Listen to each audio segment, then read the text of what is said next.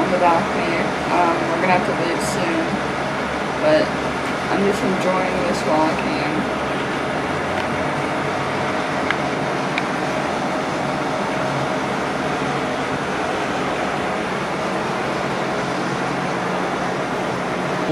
Alright guys, so we just got off the ship. It took a long time, approximately like an hour and a half, maybe. I don't know. But it took forever, and now we're on our way home. Actually, we're going to do some sightseeing in New Orleans while we're down here. Or up here, whichever way it is. I don't know. Down here, that's what I thought. I'm going to show you the ship from the outside when we drive by. Thank you. It's a big ship.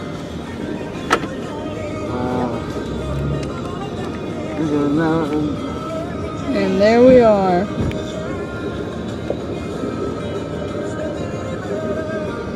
Goodbye. Gonna miss you.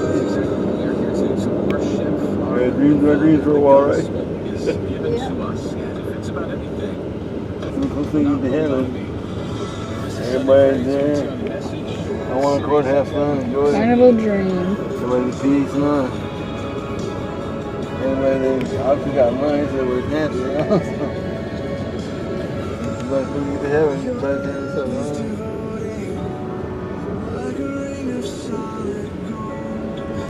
Alright guys, so now we're back to reality because that was all just a dream.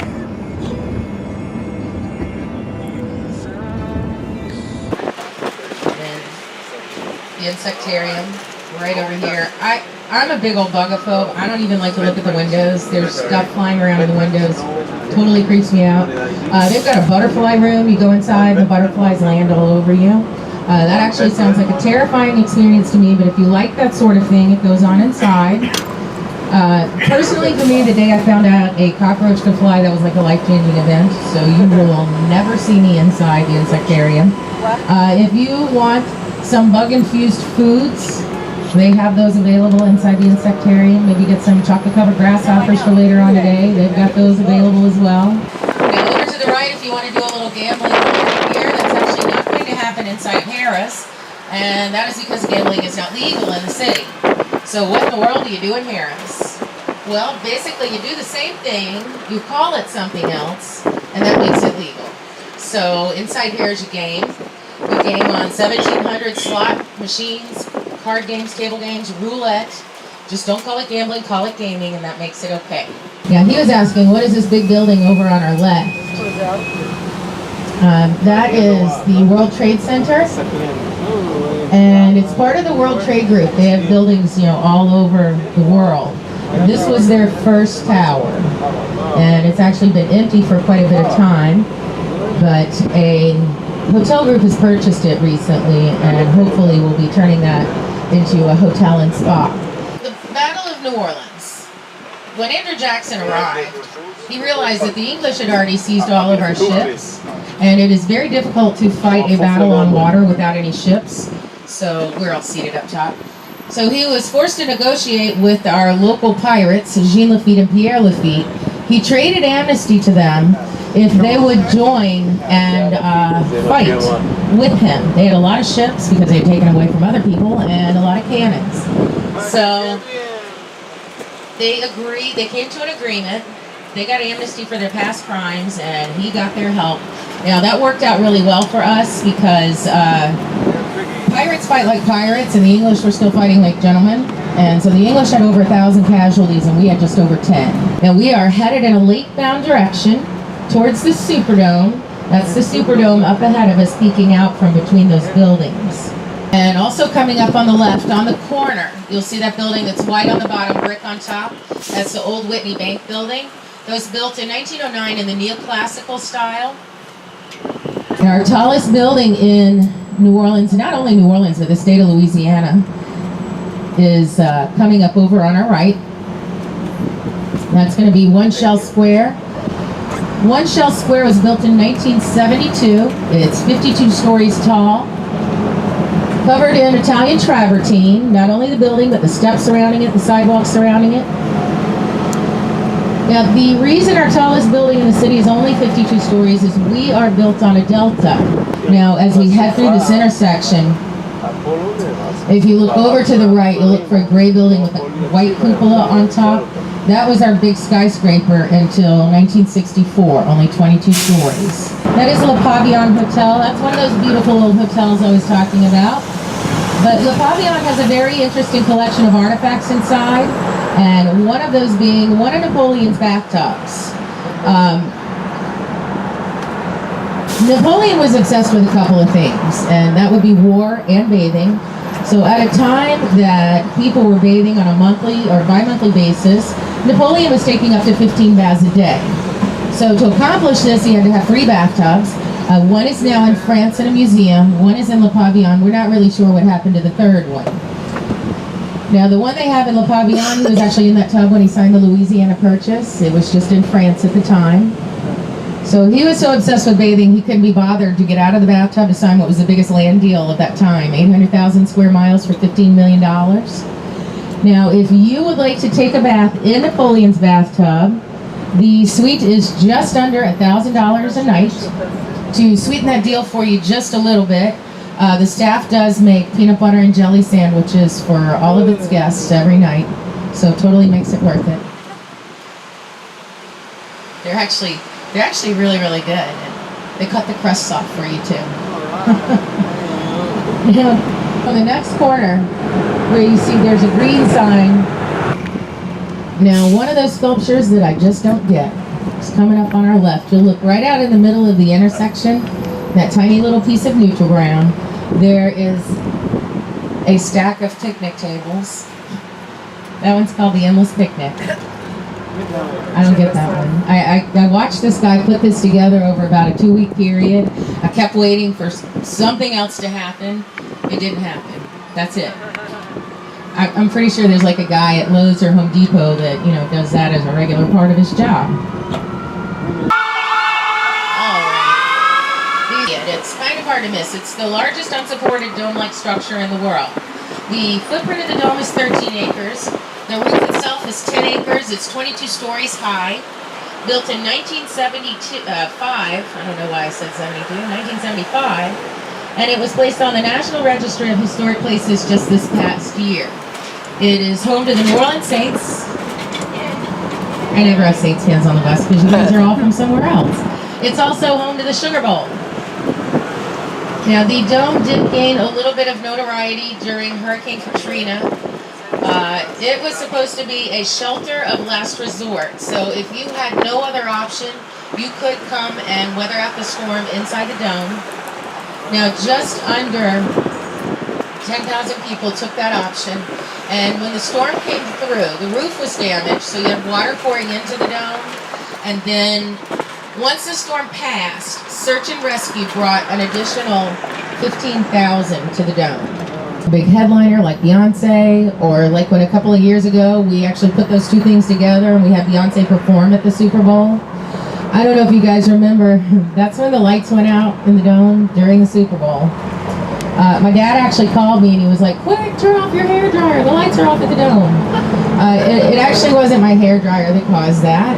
Coming up on our left is going to be the Cancer Survivors Plaza. That was given to us by Annette and Richard Block, the main part of their company, H&R Block. Let's see, we're all going to be remaining up top. Now, if you look over to the left inside the plaza, you'll see some figures. So these are the sick moving through the maze that is cancer and coming out well on the other side. We're all remaining up top. Now, Mr. Block was diagnosed with terminal lung cancer. His doctors gave him about 3 months to live. They told him to put his affairs in order. And he said, that's just not really going to work with my schedule. And he lived an additional 26 years. Off at 10. Now, you'll see this church directly. The wind feels great, but I don't like what comes after the wind.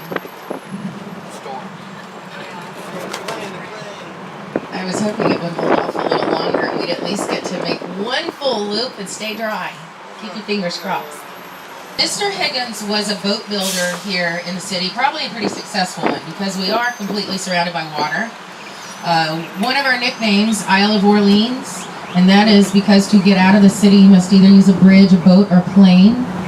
So Mr. Higgins was approached by the U.S. government to build a boat that would more efficiently offload soldiers. If you think about it, when a soldier had their weapon in their hand, they've got a heavy pack on their back, and then they're supposed to try and climb over the side of a boat and run to shore, all without getting shot. That's when they were very vulnerable. This used to be a library. This is now part of the Ogden Museum of Southern Art. Now, it is built in the Richardsonian Romanesque style. That's not a very popular style in New Orleans, and that is because our architecture is all about staying cool. I don't know if you guys have noticed, it's a little warm and muggy here. So Romanesque buildings had very small windows, not conducive to picking up cool breezes, so not a very popular style. But as we pull past it, you're gonna go, she's a big old liar. There is another Romanesque building right next door. There is another one right next door, but not a whole lot of them in the city. The one next to it, over on our left, it's gonna look like a little red church. That's the Civil War Museum, and beyond it, the Ogden Museum of Southern Art, Contemporary Art Center, also on our left. Now, as we pull between these buildings, if you look over to the left, look inside the window, and you'll see there's a Higgins boat right inside with the ramp down. And also, it's hard to see with the reflection right now, but if you look up, there are airplanes suspended from the ceiling as well. Now, if you're headed to the World War II Museum, check our city deals rack down below. 1803, the Louisiana Purchase happened. At that time, we only had about 10,000 people living in the city. And by 1840, that number had increased to 100,000. So we increased our population by 10 times in only 37 years. So we had to have somewhere to put everybody. So a gentleman by the name of Bartholomew Lafon purchased several plantations in the area, and when he started laying out the streets and dividing up the blocks, the Greek muses were very popular at the time. So you'll see a lot of the streets in this area are named after the Greek muses, like we just crossed over Calliope. And up ahead we've got Melpomene and Terpsichore, except for this is New Orleans and we don't say it like that. Now, Calliope, that is a musical instrument on a riverboat. We'll call that a calliope all day long. The street, however, is called Calliope. And Melpomene, not in New Orleans, that'd be Melpomene. And Terpsichore, we just totally butcher that one and call it Terpsichore. They've been built in the Greek Revival or Italianate style, especially on the next block. You'll see these Greek Revival style homes. These were built as singles or doubles and were known as American townhomes. Now be careful of the branches in this area. Some of them do like to reach inside the bus and kind of smack us around a little bit, so just watch your elbows and your hands. Now these are live oaks right here that are going to try to attack us. That way, he's got us. Now they're called live oaks because they keep their green leaves all year round. We've got everything from Vietnamese, Korean barbecue, Latin.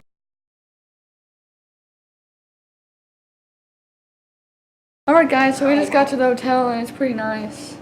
Yeah, I slept for like 4 hours or something, so I'm not that tired right now. But I have to do that every time I go to a hotel. Alright guys, so it's getting late and well, there is like 3 police cars out here and 2 ambulances. I have no idea why. But you can see the flashing lights and everything. That truck's kind of in the way. But I don't know what's going on, but I'm gonna go ahead and end off my vlog here. Get better lighting. Okay. What? Oh. If you like this video, smash that like button. Also, if you're not already subscribed, smash that subscribe button. And I just realized earlier today that I had gotten 2 more subscribers. So thank you for subscribing to my channel. And that's pretty much it. I'll catch you guys in my next vlog. Peace.